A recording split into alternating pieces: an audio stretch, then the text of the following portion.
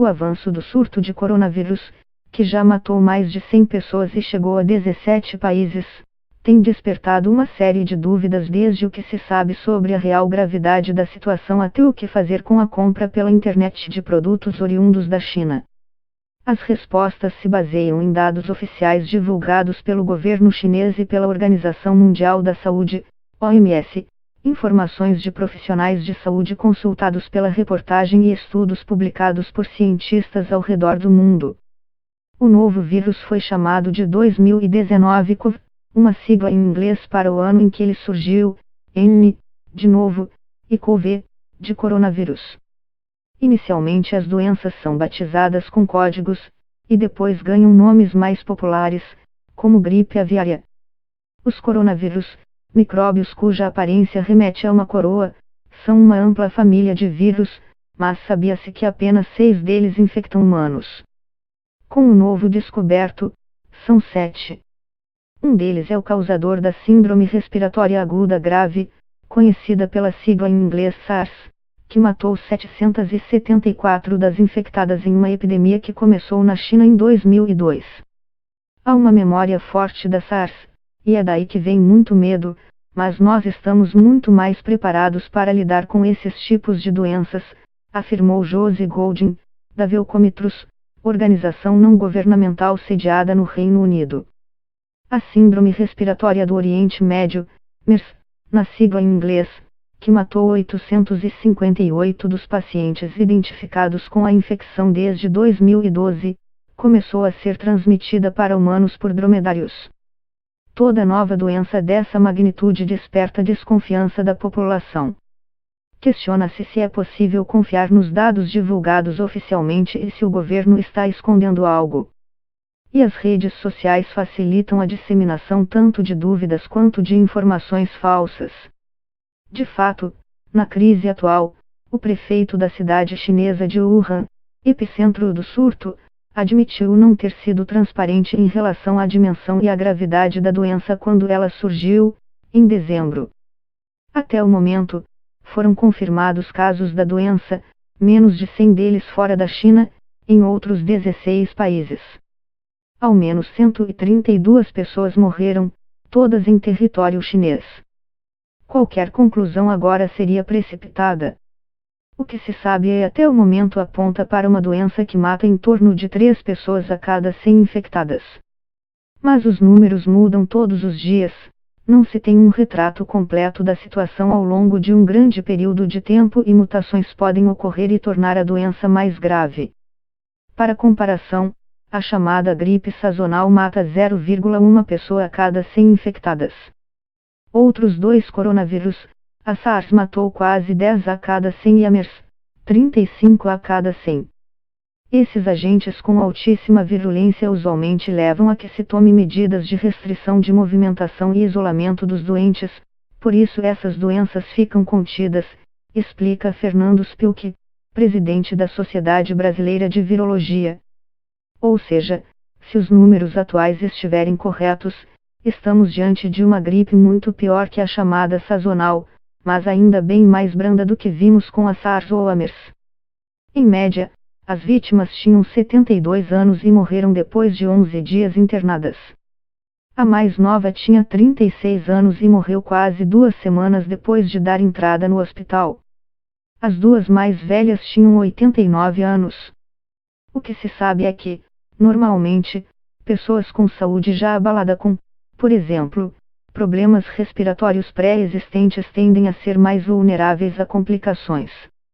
Pacientes muito jovens e com idade avançada também costumam ser afetados de maneira mais grave. O primeiro é que pouco se sabe sobre qualquer novo vírus. De qual animal ele passou para o homem, o quão agressivo ele é, se é altamente contagioso ou não, etc.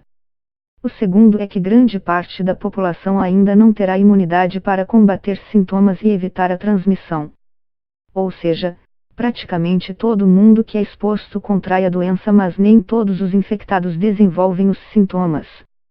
Em geral, todos os vírus que afetam o trato respiratório são transmitidos pela via aérea ou pelo contato da mão com a boca ou com os olhos, por exemplo. Respirando no mesmo ambiente, tocando algo que uma pessoa infectada tocou. Até agora, a grande maioria dos casos do novo coronavírus registrados foram transmitidos entre pessoas com contato próximo, como familiares e profissionais de saúde.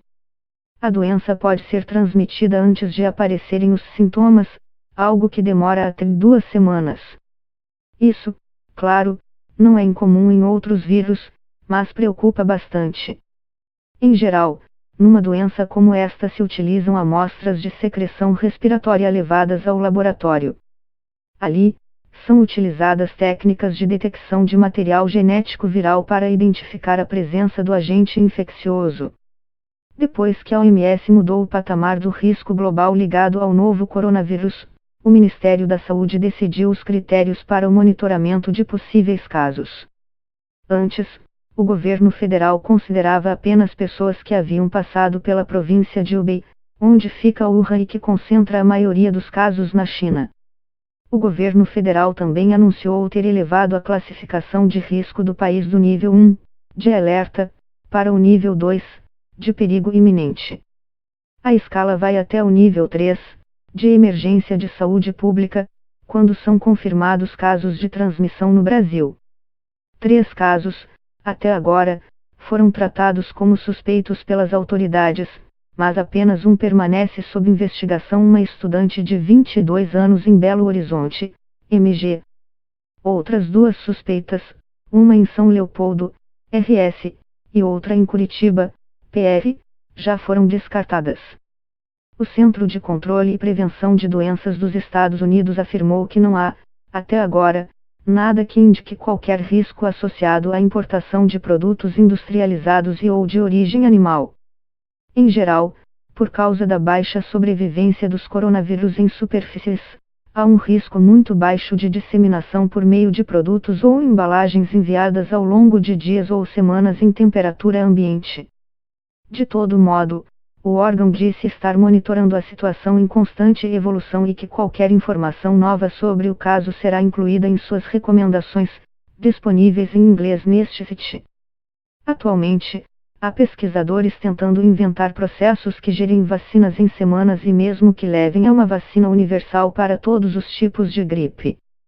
Mas, mesmo que venham a ter sucesso, isso ainda está longe de se tornar realidade. Também não há ainda um remédio para o novo coronavírus. Todo o tratamento atual lida com os sintomas, que em geral começam com uma febre, e depois de uma semana passam a incluir tosse seca e falta de ar, depende da máscara. Segundo especialistas, os modelos mais usados pelas pessoas nas ruas são pouco eficazes para impedir a circulação do vírus. Isso porque elas não vedam bem e são porosas. O uso de máscaras é uma medida complementar de segurança para evitar contrair ou transmitir o vírus. Especialistas recomendam lavar bem as mãos e cobrir a boca ao tossir ou espirrar, mas com papel ou lenço, nunca com as mãos. Recomendam também evitar aglomerações e manter um estilo de vida saudável, que fortalece seu sistema imunológico. O início do surto tem sido associado pelas autoridades chinesas a um mercado em Wuhan. Ali, eram vendidos tanto animais vivos quanto já abatidos. Mas não se sabe ainda qual deles está ligado ao novo coronavírus. Ao desmatar, degradar o ambiente e ampliar a proximidade de animais silvestres para alimentação, recreação ou estimação, o homem se aproxima de vírus com os quais não tinha contato nem imunidade. Se expõe ao que ele chamou de uma nova virosfera. Segundo Alison M. Seger, ex-diretora de controle de infecções do Hospital Mount Sinai, um dos mais tradicionais dos Estados Unidos, há só 3 coisas inevitáveis neste mundo: a morte, impostos e epidemias de gripe.